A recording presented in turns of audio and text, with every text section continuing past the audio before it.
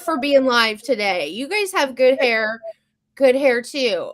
If all of you know this, if you see us and you're stopping your scroll to see our pretty faces, these are two of my circle of influence partners.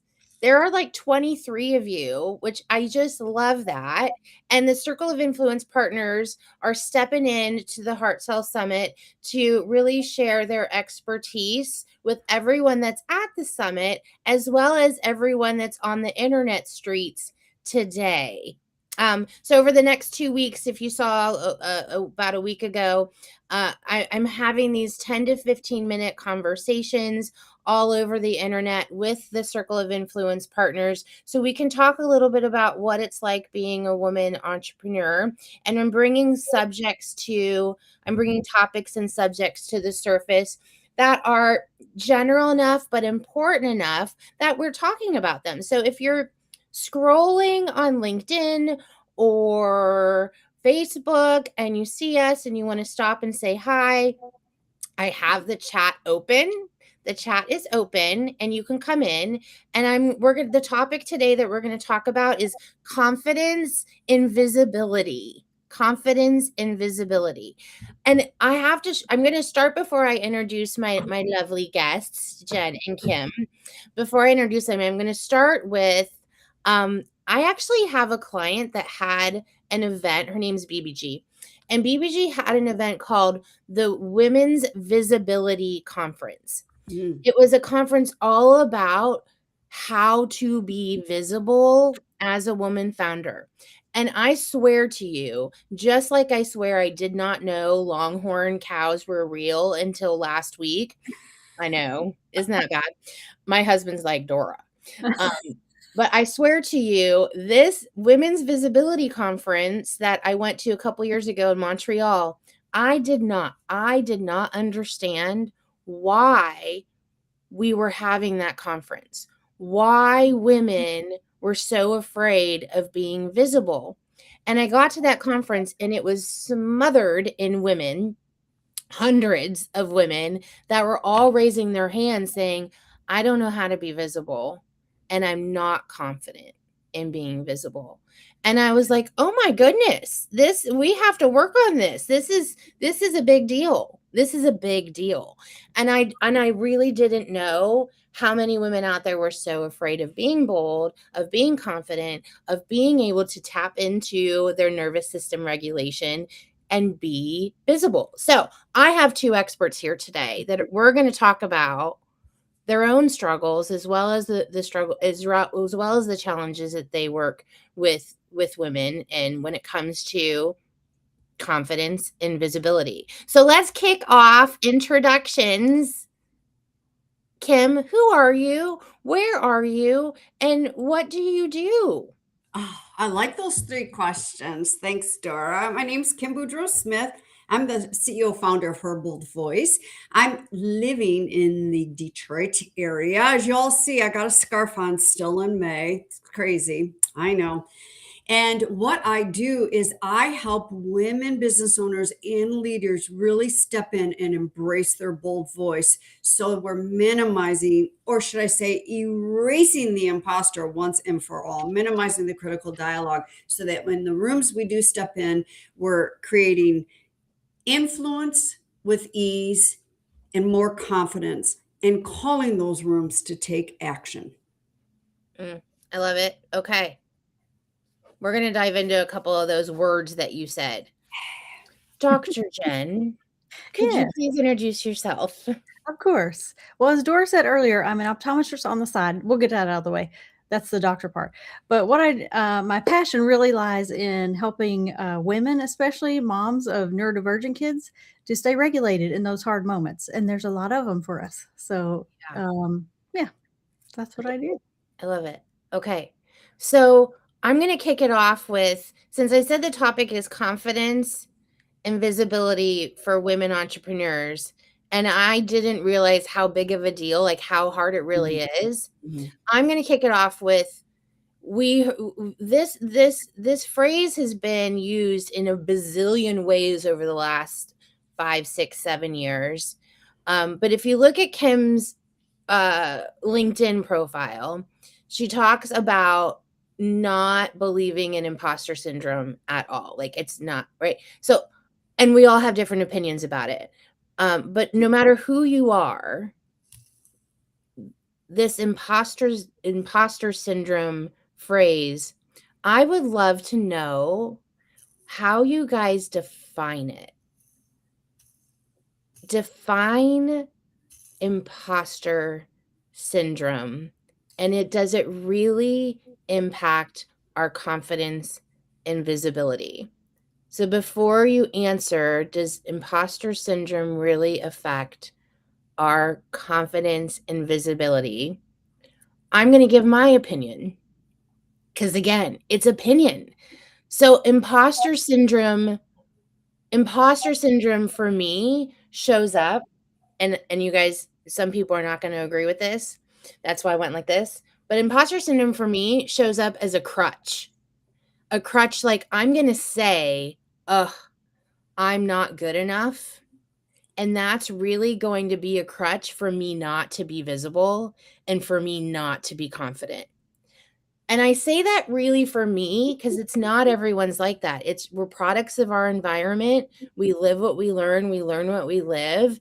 And it's not like that for everyone. I know that. But for me, when I hear, oh, my imposter syndrome is getting me, it's really because I'm afraid, and I'm using that word crutch on purpose because I'm afraid of being visible. I'm afraid of being confident. But that's me. How about you guys? What is the definition of imposter syndrome as it relates to showing up confidently and visible in your work? Jennifer, I'll jump in if you're good with that. Yeah, I'll let you start off. Yeah. Okay. First of all, I did use the words imposter syndrome. To me, in my opinion, it's more of an identity that I always like to lighten that up a little bit by saying that identity that we wear, like my favorite pair of my buttery Athleta yoga pants. I mean, it's that comfortable and it's that smooth. And we oh God, this is such a huge topic, Dora. So I'll just go down this. This is societal pressures that we have all, that what society has told us to do, especially as women. And don't get me wrong, men do have imposter. It just comes out a little differently, I would imagine, because different gender and stuff. But this is societal things that we have taken on over the years. Sit up, don't say this. If you say this, you might sound like you are dumb or unprepared. So what we do is it's like wintertime in Michigan. We keep putting the layers of that stuff on with that imposter identity. And quite frankly, in my world, the critical dialogue. I call her the hag in the attic. Mine's right there. She's that little thing right down there. That hag in the attic is really the conductor of that negative orchestra. Her vice president, her second in command, is that imposter. She stays and conducts, sends the imposter to start stirring everything up.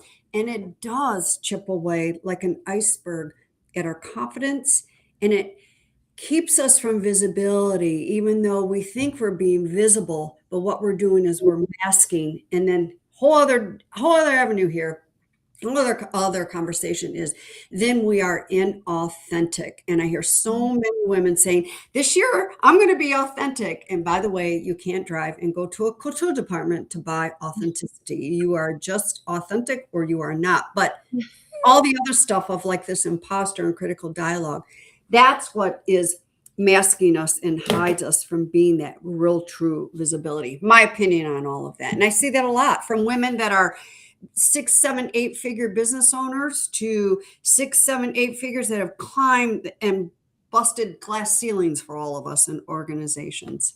Mm-hmm. I really like the analogy of the iceberg chipping away. So real. Jen, what's your take? I have to say, I love your metaphors too. I speak in metaphor, so I love it. So my take is that imposter syndrome is really your nervous system trying to protect you. So when you reach a growth edge or something your nervous system doesn't recognize as safe, if it's new to you, if you're standing on a stage for the first time, your nervous system's going to go and pull back, and it's not going to want to, let your brain do what it needs to do. So that's why it's so important to be able to have grounding techniques before you do big things that you're not used to doing, and all those kinds of things. So yeah, just to kind of piggyback off that idea, I love the conductor thing. I use a similar type of metaphor, like you're the one in control, and if you can watch what you're if you notice the conductor, that's a huge step. Like if you notice that's what's going on, that's the first step in, being able to take over the conductor role and, make your own music, so to speak. So Mhm. So at the summit, I actually have a good friend of mine, Annie Sanchez is her name. I've known her for years. She's kind of like, you walk in the room and you just kind of zen because she's just so calming. She's like one of those people that just calms you. So she's kicking off the day with a grounding session on purpose because the work that we're doing that day outside of the fun getting to know each other, but the actual work, the heart cell work is what happens is it brings up these scary things and people are like, "Oh no, I don't want to do it." So I purposely was like, we have to regulate our nervous system before we even go into the day and into the work, which is great. But in saying that, what are we have these methods, right? We have these methods, everyone, but really, truly, in order to there's a difference between changing behavior and like transformation into how we believe, like this belief system. And so confidence and visibility, if our nervous system's really trying to keep us safe and we're changing behaviors, which is really challenging ultimately to move into a new belief system, what are some of the true go-to methods that help this process that you guys use? So I'll start off if that's okay. Yeah. So I like to say break it down into the mind, the body, and the breath. So those are things you can notice in the moment, like in the heat of the moment, like when you're about to step on stage and all those things. And like you said, the behavior, it really doesn't matter what comes first. They kind of all connect to each other. But as far as your regulating your nervous system, the grounding techniques, like just asking yourself, where are my feet right now? Where am I in space? Um, and then the breath, there are plenty of different breath techniques. One of the easiest is just to lengthen the exhale. So when you breathe in, hold it at the top for a minute. And then when you let out the air, you let it out way longer than you think you need to. Like just let it come out as slow as possible. And that can just calm your nervous system right there. And the other thing, like we were talking to about earlier, is just noticing your thoughts and the mindset issues. So catching those sooner, like seeing that conductor that's Mm. the hag in the attic, is that what you said? Hag in That's the attic, yeah. noticing her and being like, "No, ma'am, I'm gonna take that back from you," and taking back the reins, basically. So that's kind of Mhm. some just quick tips that you can use, like right on the fly, during the Basic basic but powerful, and what we tend to forget to do. yeah. Mhm. It's interesting. I have a big, huge joke in my life. For over 30 years, I've been telling people to breathe because my first business was a fitness business. And who's the first? Oh my gosh, to hold her breath. Wow. So it's making sure, like Dr. Jennifer is saying, we're getting the breath down. And I love emotional freedom tapping techniques Mm. because I'm a very touchy person, but the Heart Math Institute, within the first 5 seconds of anything happening to us, the heart always responds. 5 seconds, first 5 seconds of anything. But what happens is the ego mind, that critical dialogue, the ego mind loves to hijack within those first 5 seconds. And what that does, as we're driving down the road, it takes us over to the left when we don't want to go to the left. And that robs us of our dreams or taking risks. It gets that critical dialogue that goes on. And I want to get real transparent and clear here. I just, had a a flash of a critical dialogue, and Dora knows this the other day, is this stuff does not completely go away. It's learning how to shift. Okay, I hear this, like Dr. Jennifer is saying, these are my thoughts. I'm going to say it out loud, but being able for it to go away, I'm a vocal processor, for it to go away really fast, as opposed to live in that deep, dark, damp rabbit hole where we're feeling alone. And then those thoughts get really, I mean, they get so ramped up. But I'm big on noticing, okay, heart, did the critical dialogue just interject it? Okay, yeah, it did. I'm going to stay here for about 5 seconds, 10 seconds, 15 seconds, because I'm perfectly imperfect.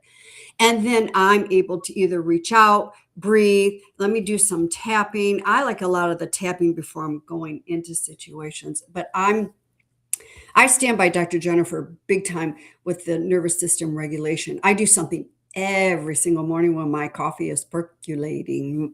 Mind body gym. I'm big into that, big into that. And it helps. It helps. Yeah. So no wonder we have such a hard time being confidently visible. We have all this stuff going on. Okay, we're getting some people to come into the chat. If anyone wants to ask a question, go ahead. But for time purposes, because we can talk all day and it's already 1:30 Eastern, I would love. You're both going to be at the summit, and I'm going to be promoting you at the Heart Cell Summit, which, by the way, May 30th, VIP is sold out. So if you want to come, you want to get tickets for May 30th, right here in Cleveland, Ohio. But COI Partners, please tell everyone how they can find you. How would they do that? How would they find you? Where do you hang out most? So I am Dr. Jen Maples on pretty much most social media. So that's the easiest way to find me. LinkedIn, Okay. Facebook, all things. So All things. made it all the same, so it's easy. Okay. And Kim, how about you? I like that, all things. I'm hanging out more primarily over on LinkedIn under Kim Boudreau Smith over on LinkedIn. And then my website is kimbsmith.com. I do have a smaller presence over on Instagram. I love some Instagram, but I'm mainly over, if you want to talk about some business or anything like that, over on LinkedIn. What are you most excited about for this upcoming event that yours truly is heading up? Oh my gosh. I get to meet so many people in person. I love in real lifetime. I'm just those relationships in that real lifetime. Having to spend a day and a half with Dora Rankin, of course, that's going to be fun. And I'm always looking about how to up my game around the communication piece when we're entering, sales and things like that. I'm always looking for growth and improvement within myself. Yeah, very similar answer for me because I'm a lifelong learner. I love learning about stuff and meeting people. So the networking and just getting to know people and seeing if there's connections I can help them with and all those things. So Well, I can't wait, and I have lots of little surprises up my sleeve to surprise and delight you all. But thank you for hopping on my little live today. I super appreciate it. And everybody that's out there watching, have a beautiful, blessed day.